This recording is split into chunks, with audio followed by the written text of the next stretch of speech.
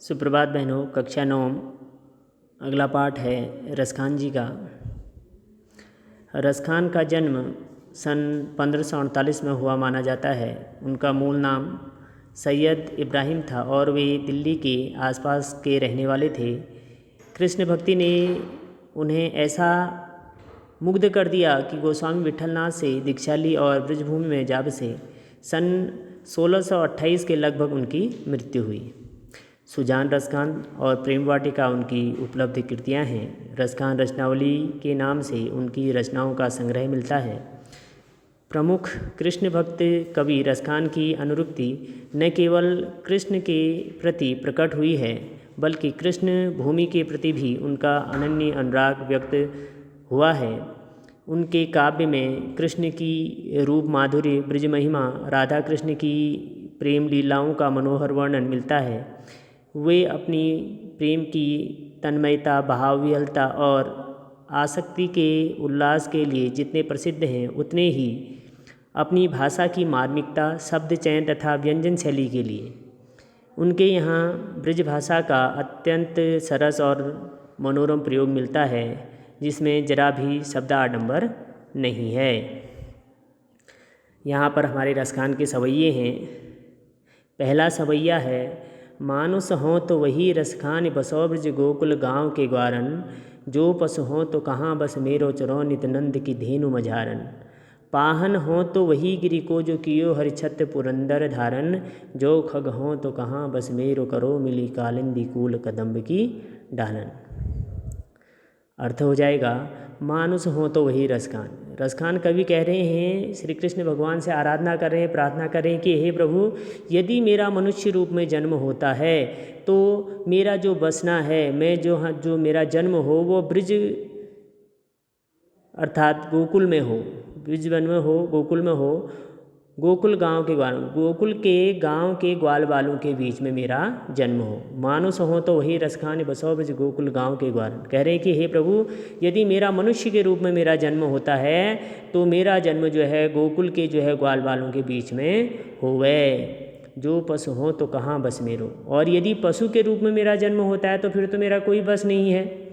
चरो नित नंद धेनु मजान, किंतु उसके बाद भी मैं सदैव जो है नंद बाबा के गायों के बीच में जो है चरा करूं।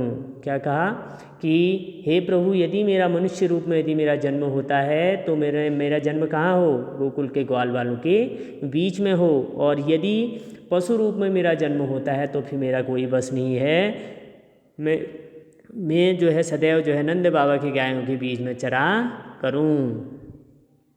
पाहन हो तो वही गिरि को जो कियो हरिछत्र पुरंदर धान, और यदि पत्थर के रूप में मेरा जन्म होता है तो मैं जो है उस गोवर्धन पर्वत का जो है पत्थर बनूं, जिसको जो है श्री हरि ने अर्थात श्री कृष्ण ने जो है अपनी उंगली में जो है धारण किया हुआ था। जो खग हों तो बसेरो करो, और यदि पक्षी के रूप में मेरा जन्म होता है तो मिली कालिंदी कूल कदम्ब की डालन। जो कालिंदी नदी है अर्थात जो यमुना नदी है उसके जो किनारे कदम्ब की जो डालें हैं वहाँ मेरा जो है बसेरा होवे। फिर देख लेंगे एक बार, हे प्रभु, मनुष्य रूप में यदि मेरा जन्म होता है तो मेरा जन्म मनुष्य रूप में यदि होता है तो मैं नंद बाबा के मैं गोकुल के ग्वालों के बीच में मेरा जन्म हो। यदि पशु रूप में मेरा जन्म होता है तब तो मेरा कोई बस नहीं, पर फिर भी मैं नंद बाबा के गायों के बीच में चरा करूं। यदि पत्थर के रूप में मेरा जन्म होता है तो मैं उस पर्वत का अर्थात उस गोवर्धन पर्वत का पत्थर बनूं, जिसको श्री कृष्ण भगवान ने जो है इंद्र के घमंड को चूर करने के लिए, इंद्र के अहंकार को ख़त्म करने के लिए जो है अपनी उंगली में धारण किया हुआ था।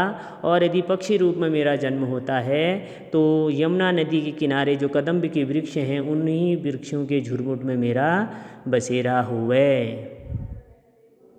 अगला है, या लकुटी और कामरिया पर राज तिहुपुर को तज डारों, आठों सिद्ध नौ निधि के सुगनंद की गाई, चराए विसारों रसखान कभो इन आँखिन सौ ब्रिज की बन बाग तड़ाग निहारों, कोटिक ए कल धोत के धाम करील के कुंजन ऊपर वारों। बड़ा ही सुंदर सवैया है।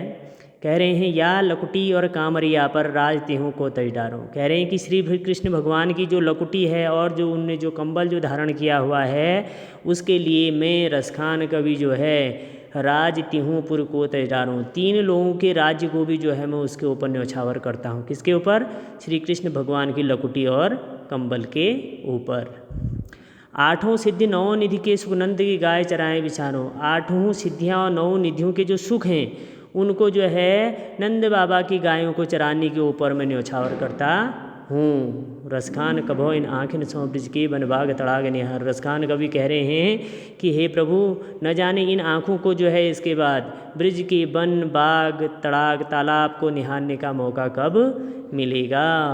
कोटिक एकल धौतिक धाम करील के कुंजन ऊपर वारो। कह रहे हैं कोटिक एकल धौतिक धाम करील के कुंजन ऊपर वारो, करोड़ों स्वर्ण मुद्राओं से बने हुए जो महल हैं उनको मैं न्यौछावर करता हूँ। किसके ऊपर?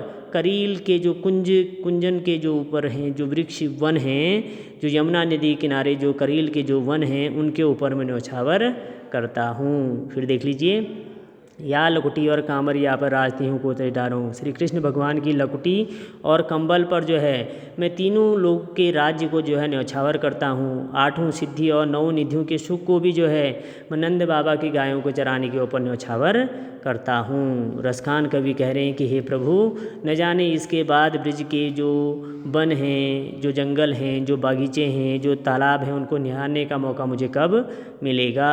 कोटिक एकल धौत के धाम करील के कुंजन ऊपर वारों। कह रहे हैं कि करील के वनों के ऊपर जो है मैं करोड़ों स्वर्ण मुद्राओं से बने हुए राजमहलों को जो है न्यौछावर करता हूँ।